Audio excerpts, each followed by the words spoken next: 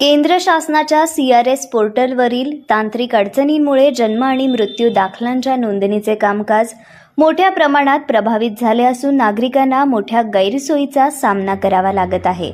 या पार्श्वभूमीवर माजी नगरसेवक विक्रम शिरसट यांनी संबंधित प्रशासनाकडे तातडीने उपाययोजना करण्याची मागणी केली आहे।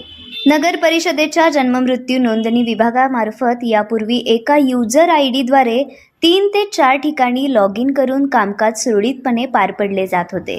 मात्र 25 मे 2026 पासून एका यूजरवर केवळ एकदाच लॉग इन करण्याची अट लागू करण्यात आली आहे। त्यामुळे नोंदीची प्रक्रिया संथ झाली असून अनेक अर्ज प्रलंबित राहू लागले आहेत। सध्या शालेय प्रवेश प्रक्रिया सुरू असल्याने जन्म दाखल्यांची मागणी वाढली आहे।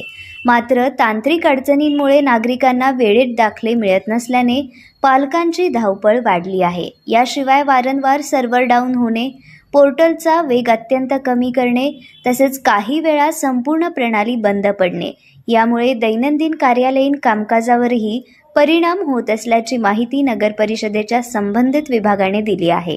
या समस्येचे गांभीर्य लक्षात घेऊन तातडीने तोडगा काढावा आणि नागरिकांना जन्ममृत्यू दाखले सुलभ आणि जलद पद्धतीने उपलब्ध करून द्यावेत, अशी मागणी विक्रम शिरसट यांनी नगरपालिका मुख्य अधिकारी आणि प्रांताधिकारी यांची भेट घेऊन केली आहे।